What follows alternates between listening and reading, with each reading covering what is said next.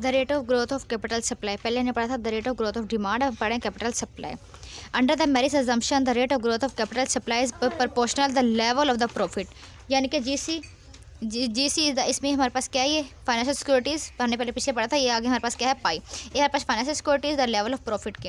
हम पढ़ेंगे the pi is the function of M K over X, K over X हमारे पास क्या है capital output ratio, capital output ratio हमने यहाँ बताई हुई है। हमारे पास क्या है marginal profit, in average level profit if margin result and increase the total profit, एक करली प्रॉफिट ओवर करली M greater than zero. Function of diversification rate यानी कि के कॉन्स्टेंट होता है, के ओवर एक्स हमारे पास प्रपोर्शन यानी कि capital output ratio is the function of D.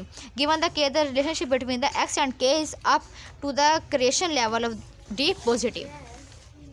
Substituting हम आगे सब्स्टिट्यूटिंग करेंगे फॉर के ओवर एक्स, ये हमारे पास क्या है capital output ratio in profit of the function यानी कि profit M is the function of M और डी, हमारे पास एम और डी, हमारे पास एम डाइवर्सिफिकेशन और एम हमारे पास क्या है प्रॉफिट मार्जिन।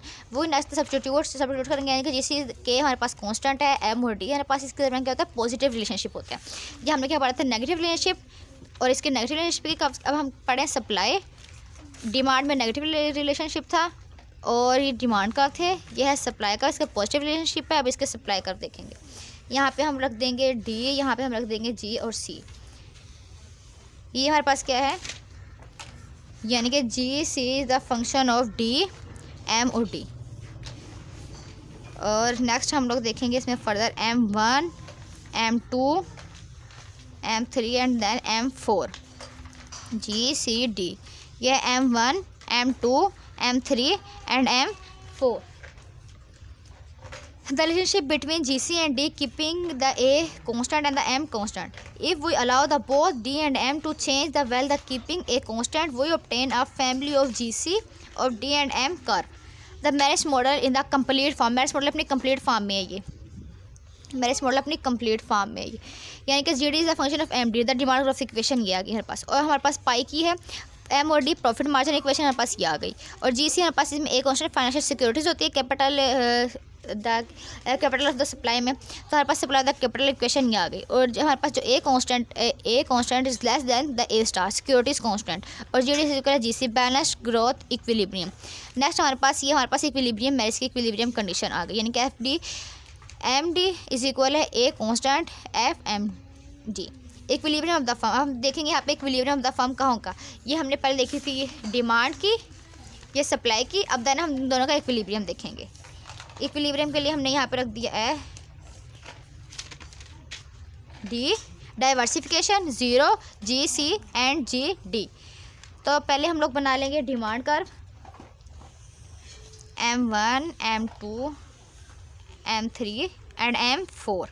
अब हम यहाँ बनाएंगे सप्लाई कर्व, इसको हम लोग नाम दे देते हैं M1 का, M2 का, M3 का, GC GD एंड GD, और इसको हम नाम दे देंगे M4 का G और D। ये हमारे पास supply curve M1 GC, M1 M2 M3 and then M4, ये हमारे पास क्या आ गया M4 GC। तो M2 और M2 जहाँ पे ये एक दूसरे को इंटरसेक्ट कर रहे हैं ना, ये हमारा क्या होगा इक्विलिब्रियम पॉइंट होगा। अब हम इन सबको डॉट्स को आपस में मिला देंगे, ये जो कर्व हमारे पास आए हैं ना, इस कर्व को हम क्या कहते हैं balance growth rate, BGC balance growth rate, इस कर्व को कहा जाता है ABCD। इस पॉइंट को नाम देंगे, ये हमारा क्या होगा इक्विलिब्रियम पॉइंट हो गया। डिमांड कर्व, सप्लाई कर्व, और ये हमारे पास जो कर्व आया इसको कहेंगे बैलेंस ग्रोथ कर्व, और ये हमारे पास क्या होगा इक्विलिब्रियम पॉइंट होगा ये हमारा। नेक्स्ट इस एक्सप्लेनेशन है the BGC corresponding to a constant is ABCD and the balance growth rate G star is defined by the highest point of the B of this BGC. The G star of MD are a constant or M star and D star. Substituting the M star and D star in the profit function A, profit is equal to constant FU and MD from the GC function is that. Next हम लोग देखेंगे आगे इनका maximisation growth rate, ये इनका comparison है।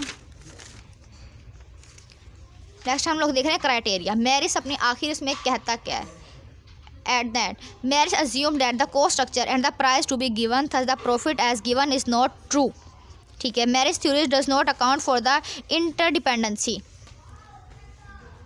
in the firm decision making. During the industrial slowdown, the manager aim will be to retain the existing power in the market rather than the balanced growth of the rate. ठीक है, balanced growth of the rate. During the industrial slowdown, अगर industry slow down होगी तो क्या होगा, जो manager होगा the firm not be doing the well because the manager inefficiency, manager क्या होगी, inefficiency होगी, because the overall atmosphere is not the